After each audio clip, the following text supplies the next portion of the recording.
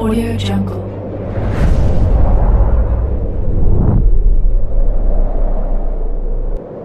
Yo, balik lagi bersama Mimin di Manhwa TV. Kali ini kita akan lanjutkan pembahasan dari cerita Bad Brown Blood. BTW, nyari episode sebelumnya Mimin tempel di deskripsi beserta dengan playlistnya. Dan jangan lupa untuk join saluran WA untuk info terupdate dari Mimin. Linknya ada di deskripsi. Tanpa berlama-lama, yuk kita masuk ke alur ceritanya.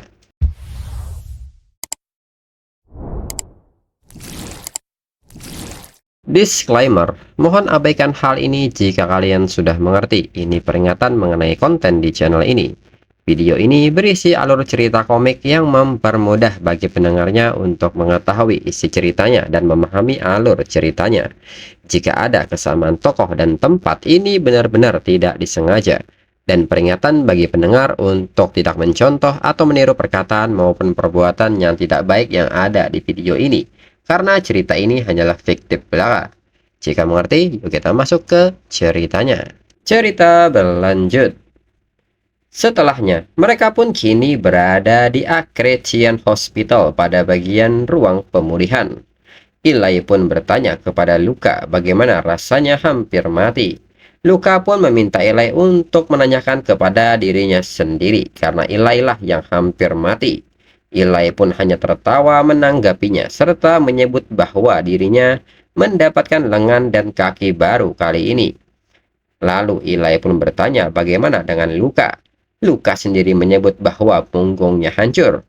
Jadi dirinya mendapat tulang titanium dan kulit buatan. Nanti juga seluruh tubuhnya diperbarui semuanya beberapa tahun ke depan. Jadi tak ada salahnya mendapatkannya lebih awal. Ilai pun seketika bertanya apakah kemungkinan Komandan Hamilas tahu kalau ada pengguna Force di sana. Alasan mengapa mereka belum mengatakan apapun tentang itu adalah karena tes.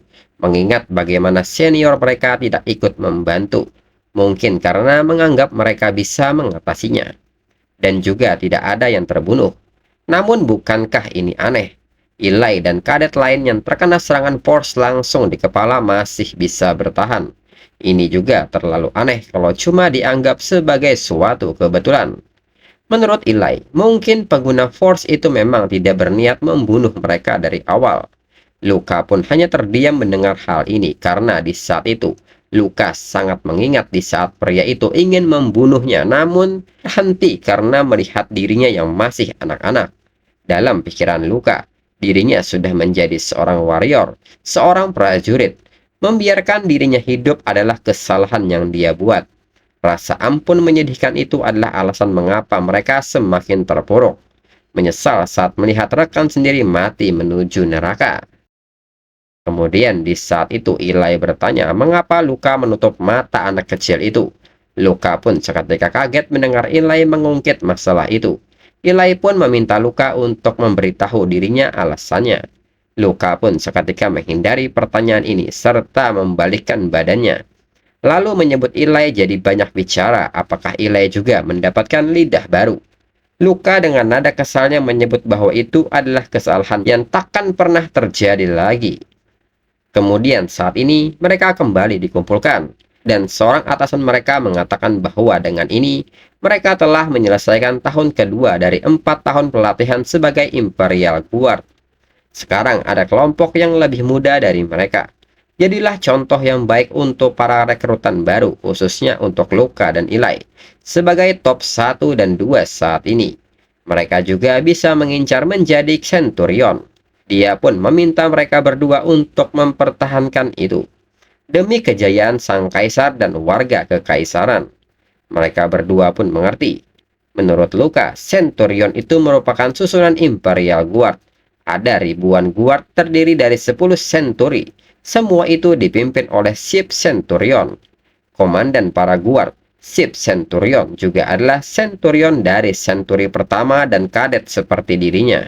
Setelah menyelesaikan body mechanization sepenuhnya, akan ditempatkan di century paling rendah, yaitu century ke-10. Dan jika Luka menjadi Centurion dari century ke-10, dirinya pasti bisa menjadi Centurion. Kemudian berpindah di arena latihan.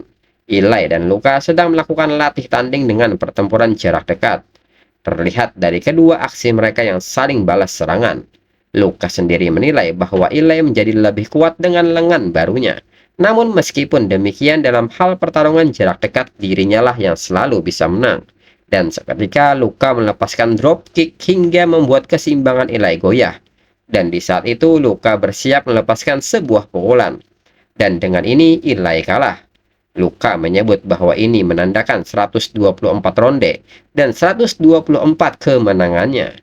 Lalu Ilai pun mengatakan bahwa dirinya kira bakal bisa menang kali ini. Luka pun menyebut jika dapat bagian tubuh baru bisa menambah kekuatan sebesar itu, lalu apa gunanya latihan? Ilai pun menyebut Luka menjadi kaku setelah pidato itu. Tentang Centurion itu jelas mempengaruhi Luka. Luka pun membenarkan hal tersebut jika dirinya sudah berpengalaman melayani sebagai Imperial Guard. Dirinya akan bisa diterima dimanapun.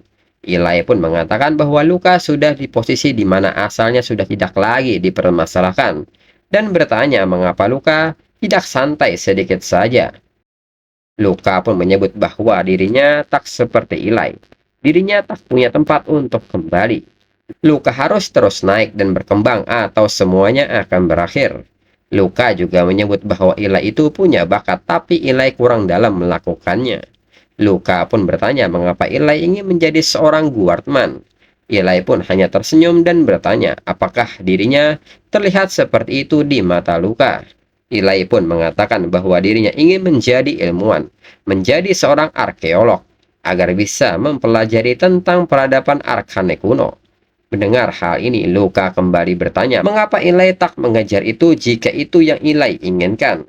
Menurut Ilai, di kekaisaran ini tidak diperbolehkan mempelajari peradaban Arcane secara individu. Selain itu, keluarganya juga sudah menghasilkan beberapa jenderal. Mereka tak pernah mengizinkan dirinya melakukan hal lain. Luka pun menanggapi hal ini dan bertanya apakah Ilai ingin bilang kalau Ilai sedih karena tak bisa melakukan apapun yang Ilai inginkan. Apakah Ilai anak yang manja? Luka pun mengatakan bahwa di luar sana, di pemukiman kumuh, ada banyak sekali orang yang belum tahu pasti hidup di hari esok. Beberapa bahkan sudah sangat bersyukur kalau ada sesuatu yang bisa dimakan. Mendengar hal ini, Ilai pun mengatakan bahwa dirinya sudah menduga Luka akan mengatakan itu. Dirinya hanya memberitahu Luka tentang rahasia ini, karena Luka adalah temannya. Luka pun menyebut bahwa beberapa orang mungkin mengartikan perkataan Ilai ini sebagai kritik terhadap kekaisaran, dan Ilai akan ditangkap kalau ada yang melaporkannya. Namun, Ilai yakin Luka tidak akan melaporkan hal itu, sama seperti bagaimana dirinya menyimpan rahasia Luka. Luka pun mengatakan bahwa dirinya hanya ragu karena lawannya saat itu bukan seorang petarung. Meski Ilai tak ada di sana saat itu, dirinya pasti akan kembali untuk membunuhnya. Karena dirinya setia pada kekaisaran dan sang kaisar yang telah melihat bakat dirinya. Musuh dari kekaisaran adalah musuhnya juga, dan Ilai juga tak terkecuali. Mendengar hal ini, Ilai pun tersenyum dan menyebut bahwa itu semua bohong. Jika kesetiaan Luka itu lebih dari sekadar kata-kata sederhana, Luka pasti sudah mencoba membunuh dirinya. Ilai pun meminta Luka untuk tidak terlalu memaksakan diri. Luka pun hanya melihat Ilai pergi dengan perasaan kesalnya, dan mengatakan bahwa Ilai akan mati jika Ilai tetap seperti itu. Kemudian di misi pelatihan tahun ketiga Reconnaissance, zona netral tak berpenghuni. Kemudian Ilai pun meletakkan tangannya di sebuah tugu dan menyebut bahwa ini adalah peninggalan Arcane. Masih ada respon energi, meski usianya sudah jutaan tahun. Ilai pun nampak takjub dengan hal ini dan bertanya kepada Luka mengenai pendapatnya. Ada peradaban yang telah menjelajahi bintang, bahkan sebelum umat manusia ada. Dalam pikiran Luka, dirinya sudah memperingatkan Ilai, tapi Ilai melewati batasannya tanpa ragu. Luka pun seketika meminta Ilai untuk tidak ceroboh. Misi pengamatan ini adalah bagian dari latihan mereka. Jika mereka bertemu dengan pasukan Force lain saat mereka di sini, pasti akan terjadi pertarungan. Namun Ilai sama sekali tidak menghiraukan perkataan Luka dan menyebut bahwa kalau mereka tak bisa melawan mereka, Ilai yakin pasti akan ada yang membantu mereka. Lalu seorang kadet lain mendekat dan mengatakan bahwa masa kini ada karena ada masa lalu. Dan catatan sejarah membuat mereka bisa memprediksi masa depan. Kalau Eli berpikir seperti itu berarti masuk akal jika ada banyak orang yang tertarik pada sejarah. Dan diketahui dia adalah Claude Ramones, seorang kadet Imperial Guard. Luka yang menatap Cloud pun menilai bahwa keluarga Cloud tidak sebesar Kartikas, tapi dia tetap berasal dari keluarga terpandang. Lalu Cloud pun ingin bertanya sesuatu kepada Luka. Cloud pun mengakui bahwa dirinya merasa bahwa dirinya suka pada Luka. Apakah Luka sudah ada orang lain? Mendengar hal ini, Luka pun seketika memasuki mode bertarung dan menekankan jika Cloud mendekat akan dirinya anggap itu sebagai ancaman. Cloud pun meminta Luka untuk tidak takut. Jika memang belum ada, maka dirinya ingin mengenalkan Luka pada adik perempuannya. Namun Luka sendiri mengatakan bahwa dirinya berasal dari panti asuhan. Cloud sendiri tidak terganggu dengan hal itu, entah Luka dari panti asuhan atau keluarga bangsawan. Kemungkinan nanti Luka akan menjadi atasannya. Cloud pun meminta Luka untuk memikirkannya lagi. Adiknya itu cukup cantik. Eli pun seketika mendekat dan menggoda Luka, serta menyebut Luka ternyata cukup populer. Luka pun seketika meminta Eli untuk diam. Lalu di saat itu mereka pun merasakan kehadiran seseorang di area itu dan seketika mereka segera memasang helmet mereka. Luka menyebut bahwa terdeteksi respon biologis dan kelompok Eli diminta untuk berlindung dan membantu dari belakang. Sedangkan dirinya dan Cloud akan tetap ada di depan. Luka yang memperhatikan ke arah depan menilai ada sesuatu di sana. Setelah diperhatikan, Luka pun menjadi panik. Dia adalah Paladin dari Korite. Paladin ini pun menyadari bahwa ada seseorang yang memperhatikannya dari balik pohon. Dan seketika mengarahkan senjatanya kepada Luka dan Cloud. Luka pun seketika meminta Cloud untuk segera lari. Namun Cloud nyatanya tidak siap dan terlambat untuk merespon. Sedangkan Paladin telah melepaskan serangannya. Sehingga serangan ini mengenai Cloud dengan telak. Dan ini terjadi tepat di depan Luka selaku ketua tim. Lalu serangan tombak ini pun terus melaju hingga membentur tugu peninggalan Arcane. Dan ternyata tombak ini bisa dikendalikan dari jarak jauh dan bisa kembali ke penggunanya. Luka pun terdiam menatap tubuh Cloud yang terbujur kaku. Luka pun sepintas teringat dengan wajah dan omongan Cloud barusan. Dan ini membuat Luka syok. Luka sendiri mengira bahwa dirinya melihat tombak itu bersinar, tapi tubuh bagian atas Cloud menghilang. Di saat itu Luka pun mencoba menggunakan mata mekaniknya, namun yang terjadi malah sistem error secara berulang. Luka pun meminta matanya untuk menghitung lintasan tombak itu bagaimanapun caranya. Namun sistem tetap memberikan tanda error. Dan di saat itu sebuah tembakan bantuan pun datang. Namun serangan ini tidak bisa menembus penghalang dari Paladin. Eli pun meminta Luka untuk tetap fokus dan jangan berdiri saja, serta meminta Luka untuk melawan agar mengulur waktu. Mendengar perkataan Eli, Luka merasa Eli benar. Bahkan kalau dirinya mencoba kabur, dirinya tidak akan bisa melarikan diri dari situasi ini. Jika demikian hanya ada satu cara untuk mengalahkannya, yaitu untuk melawan sampai Imperial Guard sampai di sini. Kalau mereka tahan beberapa puluh detik, Luka yakin anggota Imperial Guard yang berjaga akan datang ke sini. Namun Luka merasa ini tidak benar. Bukan hanya puluhan atau sekian detik, bahkan 1 detik pun sudah cukup. Dan Luka pun berhasil menghindari serangan tombaknya walaupun itu menghancurkan helmetnya serta menggores pipinya. Namun serangan itu tak berhenti sampai di sana. Tombak itu tiba-tiba berbalik arah dan seketika kembali menargetkan Luka. Luka di saat itu lagi-lagi dihadapkan dengan kematian. Luka pun berpikir apakah dirinya akan mati. Luka merasa tidak mungkin bisa bertahan dalam pertarungan melawan monster walau beberapa puluh detik saja.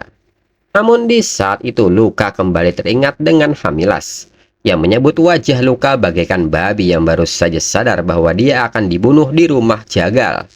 Palingkan pandangannya dari musuh dan Luka akan menerima peluru di kepalanya. Jika musuh mengayunkan pedang mereka, maka ayunkan pedangnya juga. Mereka tidak butuh orang lemah di dalam Imperial Guard. Di saat itu Luka pun menolak untuk menyerah dan menilai sebelum Paladin mulai bergerak, dirinya akan menyerang Paladin terlebih dahulu.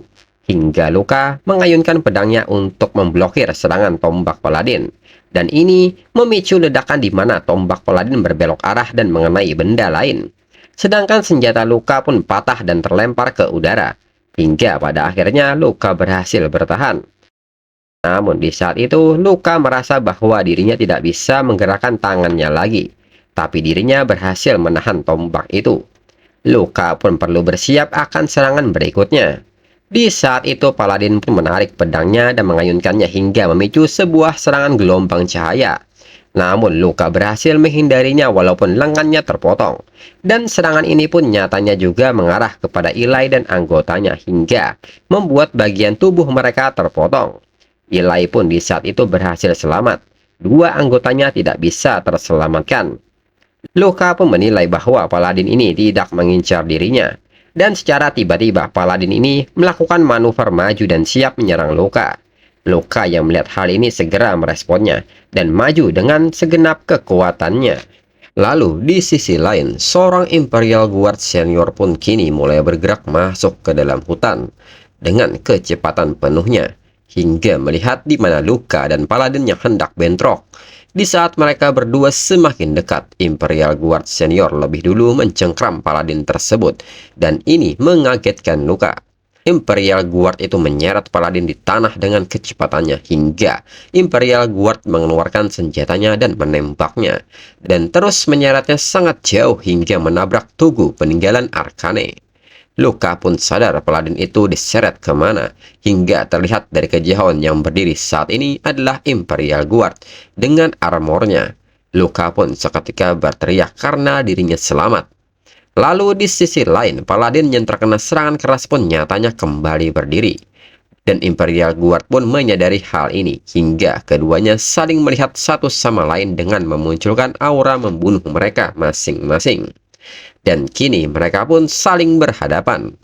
Paladin pun kini juga memantapkan posisinya untuk melakukan serangan balik. Sedangkan Imperial Guard sendiri kini menarik senjatanya dan mengarahkan senjatanya ke arah Paladin. Luka yang melihat hal ini menyebut bahwa Imperial Guard yang menggunakan senjata kekaisaran yang bernama Legion, sedangkan Paladin dari Korite yang menggunakan Force. Dan seketika pertarungan keduanya pun dimulai. Luka pun bertanya-tanya yang manakah yang lebih kuat di antara mereka berdua. Mereka pun kini saling memblokir serangan satu sama lain, dan pertarungan pun terjadi dengan sangat cepat dan sulit untuk memperhatikan yang mana yang lebih unggul, sehingga untuk sementara terlihat imbang. Luka sendiri pun menilai mereka sangat cepat, sampai-sampai dirinya tidak bisa mengikuti senjata mereka dengan matanya. Ini adalah pertarungan seorang Imperial Guard. Luka pun menyebut apapun yang terjadi, Imperial Guard harus menang. Dan di saat itu Imperial Guard pun terlihat unggul karena berhasil menghancurkan senjata milik Paladin dan segera mencengkram kepalanya. Imperial Guard pun menggunakan daya dorong di tangannya untuk menjatuhkan Paladin ke tanah dan mencengkram kepalanya dengan sangat kuat untuk menghancurkan kepalanya. Namun diam-diam Paladin mengangkat jarinya dan ini terhubung dengan senjata tombaknya. Luka pun menyadari hal ini. Saat itu ada pikiran yang terlintas di benak Luka. Imperial Guard yang tidak tahu tentang kecepatan dan kekuatan dari tombak yang Paladin gunakan. Mungkin Imperial Guard tidak akan bisa menanggapinya. Luka pun menilai ini situasi yang sangat buruk. Jika Imperial Guard tewas, maka dirinya juga akan mati. Luka pun merasa harus melakukan sesuatu. Luka pun seketika memperhatikan tombak tersebut. Dan saat tombak itu meluncur, Luka seketika mencoba mengubah jalur lintasannya dengan mengorbankan kakinya. Luka pun memohon agar tombak ini meleset. Dan benar saja jalur lintasannya bergeser sehingga serangan ini gagal. Namun Paladin segera menangkap tombaknya. Dan Paladin pun segera mencengkram tangan Imperial Guard agar tidak bisa kabur. Namun dengan cepat Imperial Guard bersiap melepaskan pukulannya dengan tangan satunya. Dan ternyata Imperial Guard lebih cepat melepaskan serangannya sehingga Paladin menerima pukulan telak di kepalanya. Hingga ledakan pun terjadi. Luka yang tidak bisa memperhatikan pertarungan itu bertanya-tanya apa yang baru saja terjadi dan siapa yang selamat. Jika Paladin dari Korite yang selamat, maka dirinya tidak akan bisa melawannya lagi. Luka pun harap-harap cemas ingin mengetahuinya. Dan ternyata yang datang adalah Imperial Guard dan memuji kerja bagus dari Luka. Dirinya bisa mengalahkan Paladin berkat Luka. Imperial Guard pun bertanya apakah perut Luka baik-baik saja. Luka pun menyebut bahwa dirinya terluka saat berusaha menghindari Force Lash-nya. Imperial Guard pun menyebut bahwa dirinya akan membantu Luka dan mengajak Luka untuk kembali ke markas. Namun di saat itu Luka memperhatikan Imperial Guard. Luka pun sangat kaget.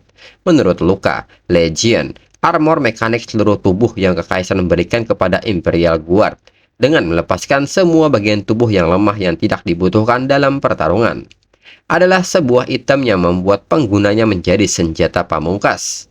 Semua trainer bermimpi mendapatkan Legion sebagai bukti seorang Imperial Guard. Namun nyatanya, di dalam armor Imperial Guard tidak ada menunjukkan tanda-tanda kehidupan. Luka pun mengatakan bahwa Imperial Guard hidup, tapi Imperial Guard tidak memiliki otak. Apakah Imperial Guard mesin ataukah manusia? Imperial Guard yang mendengar hal ini seketika panik mengetahui kepalanya telah hancur, dan seketika berteriak, dan tak lama berselang Imperial Guard itu berhenti bergerak. Luka pun merasa dirinya sangat sial. Selama ini dirinya mau menjadi monster seperti ini. Selain itu Luka juga mulai merasakan dingin. Tubuhnya tidak mau berhenti gemetar dari tadi. Luka pun bertanya-tanya apakah dirinya bisa selamat sampai bantuan tiba. Ini adalah pemandangan terakhir yang dirinya ingat. Namun di saat itu Eli datang dan bertanya apakah Luka masih hidup. Luka pun kaget, ternyata Eli selamat. Eli pun menyebut bahwa dirinya tidak dalam kondisi terbaik, tapi kondisinya lebih baik daripada Luka. Luka pun seketika bertanya bagaimana dengan yang lain. Eli pun menyebut bahwa selain mereka, semuanya tewas. Eli pun bertanya seberapa burukkah lukanya. Luka pun menyebut bahwa sebentar lagi dirinya akan mati. Lalu Luka pun bertanya apa yang hendak Eli lakukan sekarang. Luka pun meminta Eli melihat ke depan. Kehidupan yang Eli mau selama ini ada di hadapannya. Itu adalah arah menuju Korite dan Bellato. Apa yang Eli inginkan tidak bisa ditemukan di Kekaisaran. Luka tidak keberatan jika Eli mau, maka pergilah. Karena bala bantuan akan segera tiba. Begitu mereka sampai, mereka harus kembali ke Kekaisaran. Maka dari itu Luka meminta Eli untuk segera pergi. Mendengar hal ini, Eli pun segera berdiri dan berjalan meninggalkan Luka. Menurut Luka, Eli datang dari latar belakang dengan jaminan kekayaan dan ketenaran serta kemampuan untuk mendukungnya. Siapapun penduduk Kekaisaran akan iri dengan Eli. Dirinya tak bisa memahami Eli sepenuhnya, tapi saat Eli membicarakan mimpinya, itu adalah saat Eli bersinar terang.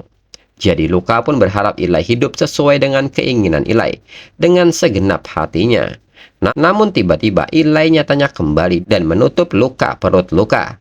Luka pun seketika bertanya apa yang sedang Eli lakukan. Eli pun menyebut melihat Luka bersikap seperti itu membuatnya khawatir kalau Luka benar-benar akan mati. Tidak mungkin dirinya bisa hidup tanpa rasa bersalah jika Luka mati seperti ini.